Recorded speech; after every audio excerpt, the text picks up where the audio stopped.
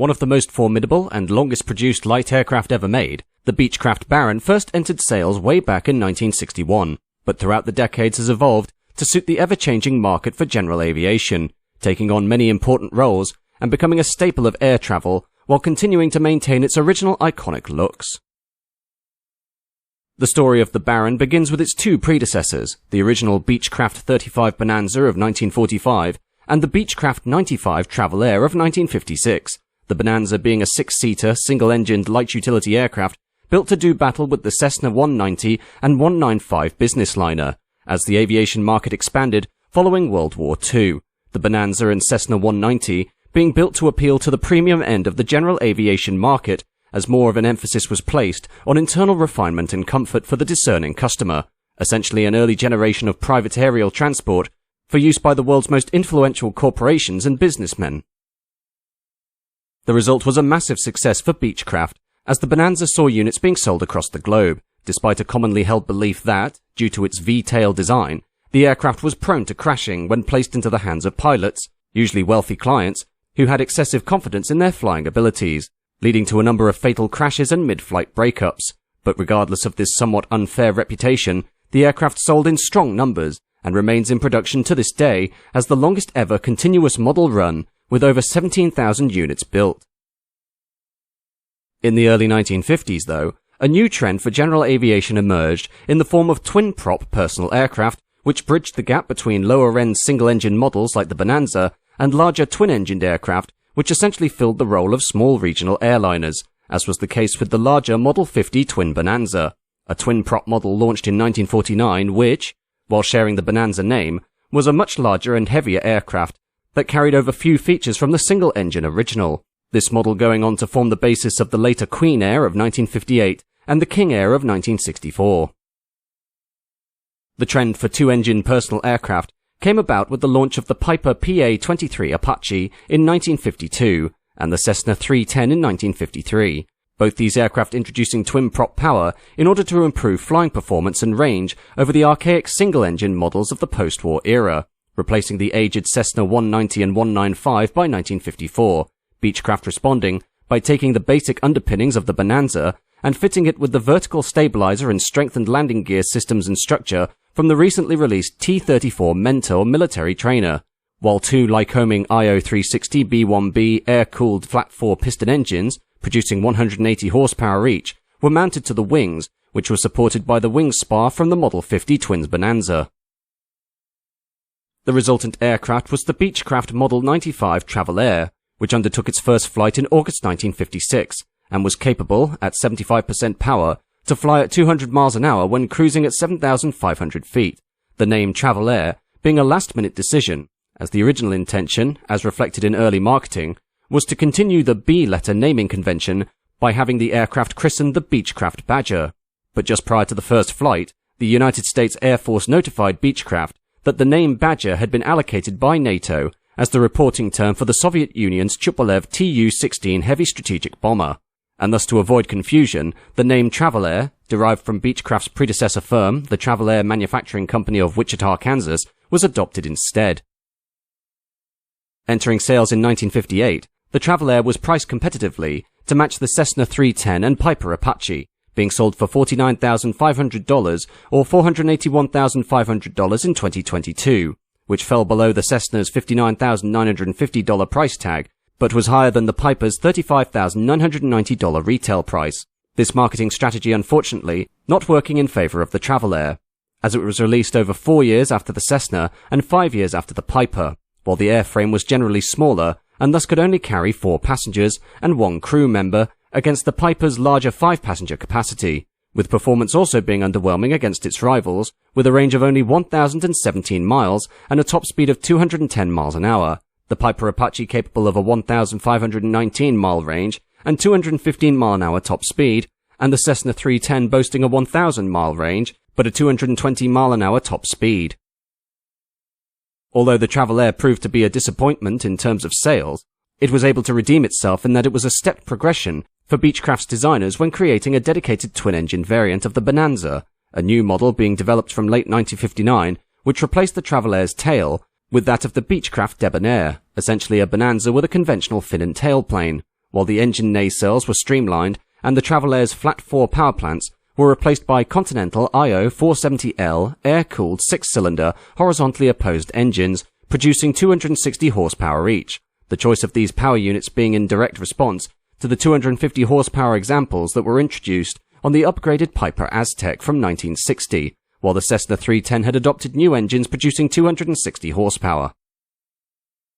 Christened the name Baron and designated the Model 55, the similarities between the new aircraft and the Bonanza were immediately apparent, sharing the same fuselage from the front of the cabin to the empennage and the wing design, although these had been extended slightly to accommodate the engines, while the cabin and cockpit layout were directly translated from the Bonanza as well, the reuse of so many design attributes from the Bonanza being to reduce assembly costs by way of fewer unique parts being produced for the Baron, wider spares compatibility between the two models for ease of maintenance, and a general commonality in terms of cockpit arrangement and flying manners, so as to allow for pilots to be able to fly both the Bonanza and the Baron without having to train extensively for either model. Against its contemporary rivals, the Beech Baron was a vast improvement over the Piper Aztec and Cessna 310, presenting a top speed of 236 miles an hour and a range of 1,084 miles, while a stretch to the fuselage in 1970 increased the original Model 55 Baron's capacity from 4 passengers to 6, resulting in what is now designated the Baron 58. Other variants including the Baron 56TC, which was used as a testbed for turbocharged 380 horsepower Lycoming TIO 541 E1A4 engines, destined for the upcoming Model 60 Duke. The 56TC proving not only to suitably demonstrate the new power units for the Duke, which was eventually released in 1968, but was also popular as an exclusive version of the Baron among regular customers. 82 of these limited production machines being sold, plus a further 11 of the 1971 A56TC, which featured a new exterior paint scheme and interior design, new instrument panel, smooth rotating beacon and navigation lights, and nosewheel light. In terms of cost, the Baron 55's base price of $58,250 was again competitive against the Piper and the Cessna, still being less than the 310, but more than the Aztec, while retail prices for the 56TC and A56TC climbed to $89,950 and $101,750 respectively, while the Baron 58, when it was released in 1970, came at a $57,600 cost. The flexibility of the Baron range, from the more personal 55 to the spacious 58, making it a shoo-in for both private owners and corporate customers. Examples of commercial airlines which made use of the Baron being the flight training schools of British Midland in the UK and the Dutch flag carrier KLM. Further to the civilian Baron, a military version of the aircraft dubbed the T-42A was also introduced from the mid-1960s with the United States Army for use as an instrument trainer, the Army Aviation School taking delivery of 65 examples, while the Turkish Army received 5 units of their own, the US T-42s remaining in service with the Army until the mid-1980s, whereupon they were transferred to training roles in the US Army Reserve and the National Guard, although by 1993 it was believed that they had all been put into storage. Since the launch of the Baron 58 as the biggest change to the aircraft's structural formula, the airframe, as introduced, has remained unchanged for the past 61 years, while during that period the internal technology has been upgraded to match the latest flying aids and mechanical improvements, one of the more notable features added to the Baron being the Garmin G1000 integrated electronic flight display system, which was added in 2006 and resulted in aircraft fitted with this instrument being dubbed the G58, while today the Baron is on sale at a cost of approximately $1.2 million,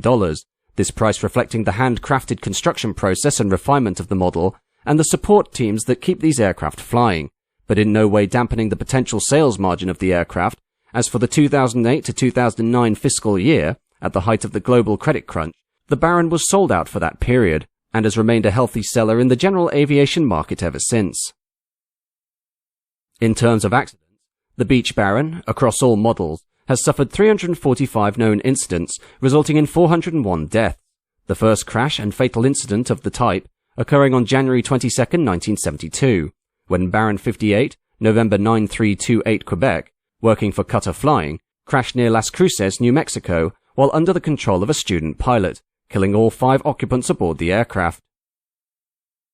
On July 20, 1973, Baron E-55, November 814 Tango, aboard which was famous land artist Robert Smithson, best known for his abstract sculptured art features including the spiral jetty on the Great Salt Lake and the broken circle in Emmen, the Netherlands, crashed due to the pilot of the aircraft becoming distracted and putting the Baron into an accidental stall, killing all 3 occupants, while on August 3, 1976, Jerry Litton, the US representative from Missouri, his wife, 2 children and 2 others, died when their Baron 58, November 1553 Whiskey, crashed shortly after takeoff from Chillicothe Municipal Airport due to an engine failure caused by the breakage of the crankshaft, Litton's death coming the same day he'd been announced to have won the Democratic Party primary for the 1976 United States Senate election in Missouri. The new nominee, former Missouri Governor Warren Hearns, eventually losing the general election to Missouri Attorney General John Danforth.